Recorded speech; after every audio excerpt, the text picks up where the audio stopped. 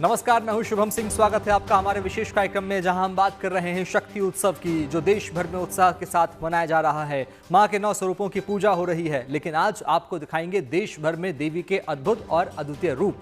दिल्ली, हरियाणा, मध्य प्रदेश और तमिलनाडु जैसे राज्यों में देवी माता के अनोखे रूप दिखाएंगे। साथ ही मंदिर का पौराणिक इतिहास भी बताएंगे। इसके बाद चलेंगे गुजरात और वहां गरबा की हैरान कर देने वाली तस्वीरें आपको दिखाएंगे। आखिर में बात होगी रामलीला की। आपको अयोध्या के सितारों वाली रामलीला की झलक भी दिखाएंगे। शुरुआत करते हैं मां के अद्वितीय और अद्भुत रूपों से। मां दुर्गा के 9 स्वरूपों के बारे में तो आप जानते ही हैं, लेकिन देश के अलग अलग मंदिरों में मां के कुछ ऐसे भी रूप हैं जो आपको हैरान कर देंगे। कई मंदिरों में पूजा का विधान और तौर तरीका भी बिल्कुल अलग है। बुंदेलखंड में मां भद्रकाली की प्रतिमा गोमुख वाली क्यों है, और दिल्ली में छतरपुर मंदिर में भक्तों की गहरी आस्था क्यों है, आइए आपको विस्तार से बताते हैं इस रिपोर्ट में।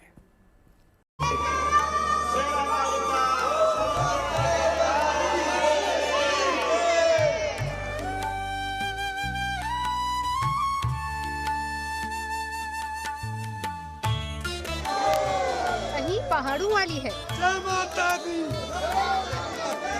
तो कहीं गुफा में वास है, कहीं विशाल अष्टभुजा रूप है तो कहीं माँ की पावन पिंडियां हैं। माँ के 9 स्वरूप, मगर भक्ति और भावना में माँ की प्रतिमाएं अलग अलग हैं। पूजा की परंपरा भी अलग अलग है। ये तस्वीर झांसी के एक इलाके मौरानीपुर की है, जहाँ माँ भद्रकाली का गौमुख स्वरूप है, अद्वितीय, अद्भुत। 20 भुजाओं वाली माँ का ऐसा रूप पूरे देश में कहीं और नहीं है। इस मंदिर से जुड़ी है बुंदेलखंड की धार्मिक आस्था और प्राचीन परंपराएं और मान्यताएं। नवरात्र में भक्तों का जमावड़ा है, पर आम दिनों में भी यहाँ श्रद्धालुओं का तांता लगा रहता है, और उसकी वजह ये विश्वास है कि इस दरबार में सभी की झोली भरी जाती है। जिसकी मुराद पूरी हो जाती है वो माँ को नारियल और नींबू अर्पित करता है। माँ के भक्तों में मुस्लिम समुदाय के लोग भी हैं। इनका मुंह 12 रूप में है। इनका इतिहास ये रहा है कि पांडव निकल रहे थे वनवास के लिए, और उनके तात थी ये भद्रकाली माँ। तो इनने जहाँ उनको ये कहा था, वरदान था कि आप जिधर रुक जाओगे या पीछे मुड़ के देख लोगे, हम वहीं विद्यमान हो जाएंगे। यहाँ पे थी खूब मावली के पेड़, मावल अच्छी सुगंधित बढ़िया मावली के पेड़ थे, खूब जंगल था पूरा। तो पांडव यहाँ बैठ गए तो मावली माता भी यहाँ बैठ गई। इसके बाद में फिर बस पांडव बोले चलो, अब बोले नहीं, बस अब हम यहीं विद्यमान हैं। तभी से आज तक ये यहीं विद्यमान है। ये साक्षात मूर्ति है, ना लाई गई है ना कुछ है, बिल्कुल स्वयंभू मूर्ति है। देश में माँ के बड़े मंदिरों की तरह इस मंदिर की भी पौराणिक कहानी है। कहते हैं कि महाभारत काल में वनवास के दौरान पांडव जब जंगल जंगल भटक रहे थे, तब उन्हें माँ भद्रकाली ने दर्शन दिए। कहा था कि तुम सभी आगे चलो, मैं पीछे रहूंगी। हाँ, पीछे पलटकर मत देखना। सफर शुरू हुआ, पर घने जंगल से गुजरते हुए पांडवों को जब अपने पैरों की आहट नहीं मिली, तो उन्होंने पीछे देख लिया और माँ वहीं ठहर गई। कहा, मैं यहीं से तुम सभी की रक्षा करूंगी। जहाँ माता रुकी, वहीं पर उनका ये मंदिर है। यहाँ का इतिहास बहुत प्राचीन है, और जो है ये मंदिर उस कालीन का है, चंदेल कालीन मंदिर है। जब पांडवों को वनवास हुआ था, तब जो है माता की यहाँ स्थापना हुई थी। जब उन्होंने अपनी रक्षा के लिए माता का हवन किया था, तब माता ने आकर के उन्हें रक्षा का वरदान दिया था। भक्ति का रिश्ता भावना से है। इसमें व्याकरण नहीं, विधान नहीं, बस श्रद्धा है और सदियों पुरानी परंपरा, जिनका पालन जनमानस करता आ रहा है। माँ की प्रतिमा को इस तरह दूध से स्नान कराने की परंपरा शायद ही आपको कहीं और नजर आए। ये तस्वीरें हैं अंबाला के माँ दुखभंजनी मंदिर की। नवरात्र के तीसरे दिन माँ चंद्रघंटा की पूजा हुई और यहाँ भक्तों ने प्रतिमा को दूध स्नान कराया। मान्यता ये है कि ऐसा करने से संतान का वरदान मिलता है। माता जी का तीसरा नवरात्र है। श्री महाकाली माँ दुखभंजनी मंदिर में बड़ी श्रद्धा से, प्रेम से, उत्साह से ये 9 के 9 दिन मनाए जाते हैं। आज माँ चंद्रघंटा जी का दिन है। भगवान शिव के चंद्रमा को जिस तरह से धारण किया हुआ, वैसे ही माता जी ने भी जब अर्धचंद्र को अपने शीश पे धारण किया तो उनका नाम चंद्रघंटा पड़ा। धार्मिक पौराणिक अनगिनत कहानियां, माँ के नाम अलग, रूप अलग, मगर भाव कश्मीर से लेकर तमिलनाडु तक एक ही है। ये तस्वीर तिरुचिरापल्ली के श्रीरंगम रंगनाथ स्वामी मंदिर की है, जहां भव्य तरीके से नवरात्रि की पूजा हो रही है। देवी रंगनायकी को उनके गर्भगृह से एक भव्य जुलूस के साथ मंदिर परिसर में घुमाया गया।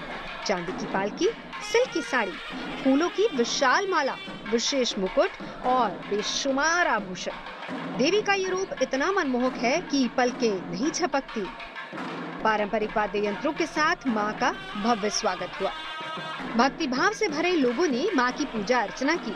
तमिलनाडु के प्रसिद्ध अम्मान मंदिरों में भी नवरात्र धूमधाम से मनाई जा रही है। इसमें कांचीपुरम का कामाक्षी मंदिर, मदुरई का मीनाक्षी मंदिर और त्रिची का समयपुरम मरियम्मन मंदिर भी शामिल है। इस तरह ओडिशा के जगन्नाथ मंदिर में भी भक्तों का तांता लगा हुआ है। पुरी का ये मंदिर भगवान जगन्नाथ का धाम है, लेकिन इसी मंदिर में माता बिमला देवी का भी मंदिर है और मान्यता ये है कि यहाँ देवी सती के पैर गिरे थे, इसीलिए सभी शक्तिपीठों में इसका ज्यादा धार्मिक महत्व है। बिमला देवी को जगन्नाथ जी की माता भी कहा जाता है और नवरात्र में उनकी पूजा के लिए भक्त यहाँ पर उमड़ आते हैं। इलाका कोई भी हो, माँ भगवती की भक्ति पूरे देश में एक जैसी है, आस्था एक जैसी है, चाहे वो दिल्ली का कालका जी मंदिर हो या फिर दिल्ली में ही छतरपुर मंदिर। इसे देश का दूसरा सबसे बड़ा मंदिर माना जाता है, जो देवी कात्यायनी को समर्पित है।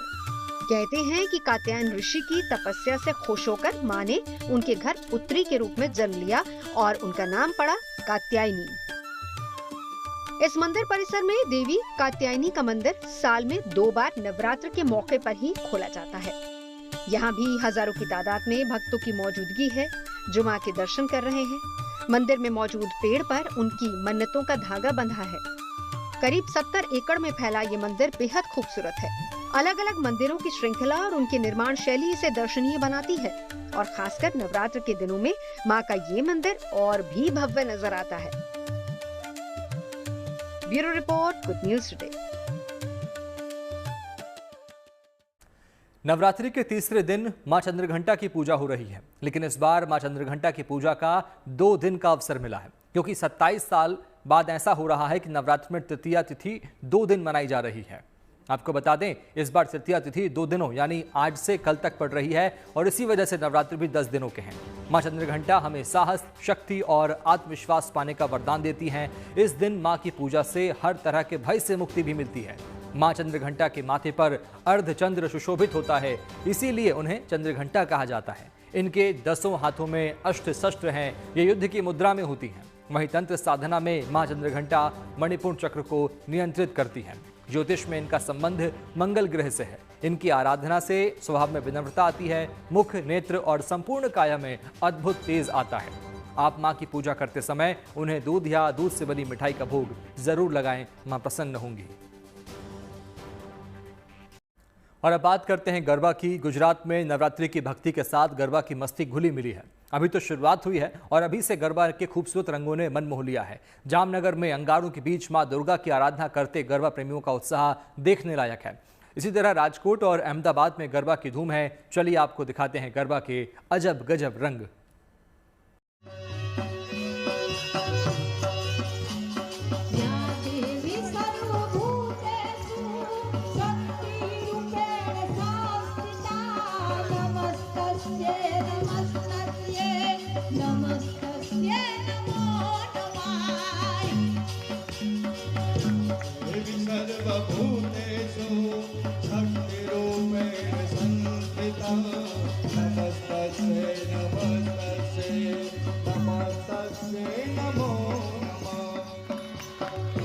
ये अंगारों पर आस्था का असाधारण नृत्य है, जैसे भावनाओं की जमीन पर भक्ति की अग्नि परीक्षा है।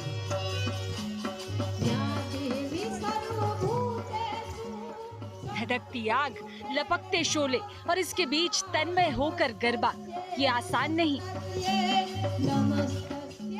मगर पूरी तैयारी के साथ ये टीम न सिर्फ गरबा खेल रही है बल्कि मस्त मगन है। देखिए किस खूबसूरती से इन्होंने आग के इस घेरे में युद्ध का माहौल रचा है। वही युद्ध जो माँ दुर्गा और महिषासुर के बीच हुआ था, उसकी ऐसी नाटकीय प्रस्तुति अद्भुत है, अकल्पनीय है। ये तस्वीर है गुजरात के जामनगर की। यहाँ बीते 66 सालों से ये अनूठी परंपरा निभाई जा रही है। माँ दुर्गा की आराधना सिर्फ भक्ति में नहीं बल्कि जोश और उत्साह से भरे गरबा रास में भी दिखाई देती है।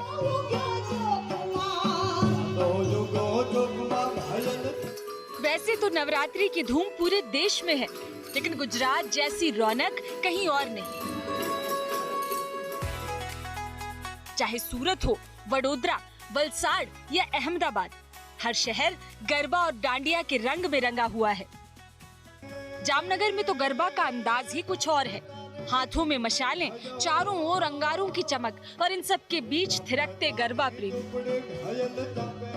और मैं श्री पटेल युवक कर्मी मंडल जामनगर में पिछले 10 साल से खेलता हूं और हमारी ये श्री पटेल युवक कर्मी मंडल जामनगर पिछले 80 सालों से माँ नवदुर्गा की प्राचीन जो हमारी संस्कृति है उसमें माता जी की आराधना करते आ रहे हैं। और हमारे जो फेमस रास है जैसे कि तलवार रास है, उड़ा रास है और खास करके अंगारा रास है।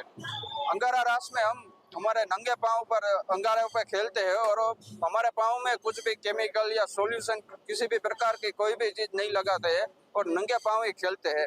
और अंगारा रास पे खेलते खेलते हम माँ नवदुर्गा है उनका जो शस्त्र माना जाता है त्रिशूल है वो बनाते हैं। फिर हमारी हिंदू संस्कृति का जो चिन्ह है स्वस्तिक वो बनाते हैं। और आज तक माँ नवदुर्गा की कृपा से हमारे किसी भी खिलैया को कुछ भी प्रकार की कोई भी पाँव में चोट, जलना या कुछ भी नहीं हुआ है। ये परंपरा श्री भारत माता आदर्श गरबी मंडल की है, जो बीते 6 दशकों से नवरात्र के दौरान इस अद्वितीय गरबे का आयोजन कर रहा है। यहाँ सिर्फ पारंपरिक रास ही नहीं बल्कि देवी देवताओं और भारत के ऐतिहासिक चरित्रों की वेशभूषा में गरबा किया जाता है, जिसमें समर्पण भी है और कला का अद्भुत प्रदर्शन भी है। बेशक ये सिर्फ नृत्य नहीं, एक विरासत है जो हर साल और भी भव्य रूप में सामने आती है। गरबा की ये लहर सिर्फ जामनगर तक नहीं है, गुजरात का हर कोना आज उत्सव में डूबा हुआ है। राजकोट का प्राचीन गरबा आयोजन भी इसी श्रृंखला का हिस्सा है, जहां 14 सालों से मां दुर्गा के 9 रूपों का चित्रण गरबा के माध्यम से किया जा रहा है। यहाँ माता शैलपुत्री से लेकर सिद्धिदात्री तक देवी के हर स्वरूप को मंच पर प्रस्तुत किया जाता है, वो भी गरबा की लयबद्ध थाप पर, जिसे देखने के लिए हर साल लोगों की भीड़ उमड़ पड़ती है। 9 दिन माता जी की आराधना हो रही है, लेकिन अपनी जो कल्चर है, अपनी जो प्राचीन संस्कृति है, आने वाले समय में वो 21वीं सदी में जो नई जनरेशन उनसे विमुख हो जाएगी, ये सोच हमको आई। इसलिए हमने 14 साल पहले ये अपनी प्राचीन नवरात्रि का प्रारंभ किया। ये करने के लिए हमारा पर्पस वही है कि जो नवरात्रि हो रही है तो जो अपनी जो माता जी नवदुर्गा है, वो नवदुर्गा का हर स्वरूप अलग अलग गरबा में हम यहाँ प्रस्तुत करते हैं। जब बात गरबा की हो तो भला वडोदरा पीछे कैसे रह सकता है। वडोदरा में मौसम विभाग ने नवरात्रि के 7 दिन बारिश की संभावना जताई थी, लेकिन भारी बारिश के बावजूद भी वडोदरा के युवा हों, बुजुर्ग हों या फिर महिलाएं, हर कोई मां की भक्ति में सराबोर है। पारंपरिक वेशभूषाओं में सजे धजे लोग जब गरबा करते दिखे तो पूरा माहौल मां की भक्ति में रंग गया। वाकई में हमें इस ग्राउंड पे गरबा करते हुए और माता जी के गरबे एकदम हम भाव पूर्वक, भक्ति पूर्वक करते हैं। बहुत बहुत अच्छा लगता है। ये 9 दिन हम सब कुछ भूल जाते हैं। बस माता जी की आराधना, गरबा, रेडी होना, सुबह उठना, पार्लर जाना और ग्राउंड पे आना, गरबा करो। बस इस दिन के लिए हमने महीनों से तैयारियां शुरू कर दी। वलसाड़ में भी बारिश ने बाकायदा दस्तक दी, लेकिन गरबा प्रेमियों का उत्साह बरकरार रहा। पारंपरिक पोशाकों में सजे युवा और महिलाएं डीजे की धुन और ढोल की ताल पर झूमते नजर आए। पहले ही दिन का ये जश्न एक यादगार पल बन गया। वहीं अहमदाबाद में भी गरबा का एक अलग उत्साह देखने को मिल रहा है। यहाँ गरबा सिर्फ नृत्य नहीं, एक बड़ा उत्सव बन चुका है। यहाँ पे टोटल 1000 कलाकार परफॉर्म कर रहे हैं और वो लोग माँ आद्य शक्ति की आराधना कर रहे हैं। आह्वान माँ आद्य शक्ति नु is the title of the show. और ये कलाकार अपने अलग अलग डांस फॉर्म्स दिखा रहे हैं जो नवरात्रि से रिलेटेड है। और महिषासुरमर्दिनी, नवदुर्गा, अपना जो यूनेस्को में गरबा वर्ल्ड हेरिटेज में फेमस है, ह्यूमन ओलंपिक रिंग, ये सारी चीज़ें हम दिखा रहे हैं। सिंदूर पे भी कुछ चीज़ें हैं। तो या this is all basically based on नव शक्ति। मां आद्य शक्ति की थीम पर आधारित एक विशेष गरबा आयोजन में 1000 से अधिक कलाकारों ने भाग लिया। देशी नहीं बल्कि विदेशी भी इस गरबा आयोजन में बढ़ चढ़कर भाग ले रहे हैं।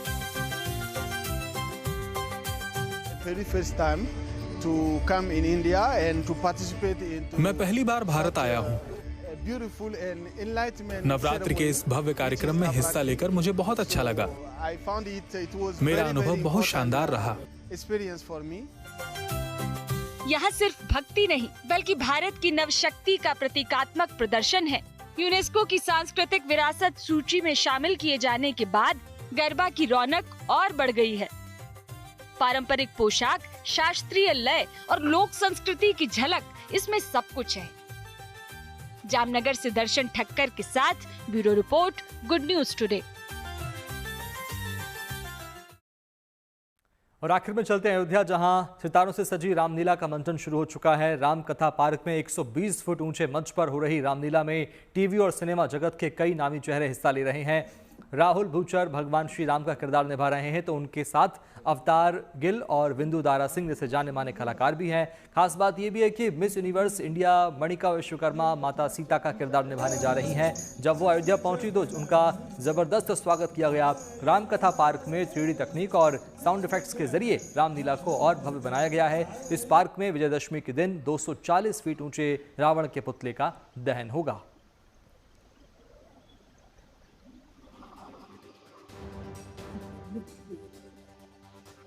यहाँ पे इस नगरी में आकर सीता माँ का किरदार निभाना, वह इतनी बड़ी अपॉर्चुनिटी मिलना, आई थिंक पहला कदम यहाँ पे इस तरीके से मिलना, ये आशीर्वाद से कम नहीं है। तो बहुत अच्छा लग रहा है। संस्कृति ही नहीं, ये हमारी धरोहर है, ये मेरे जीवन का एक हिस्सा है, तो इसे मैं नहीं भूल सकती, इसीलिए मैंने इसे प्रणाम किया। नवरात्र पर हमारी इस खास पेशकश में इतना ही। बाकी अच्छी खबरों के लिए आप देखते रहिए गुड न्यूज टुडे, क्योंकि अच्छी खबरों का सिलसिला यहाँ कभी नहीं थमता। नमस्कार।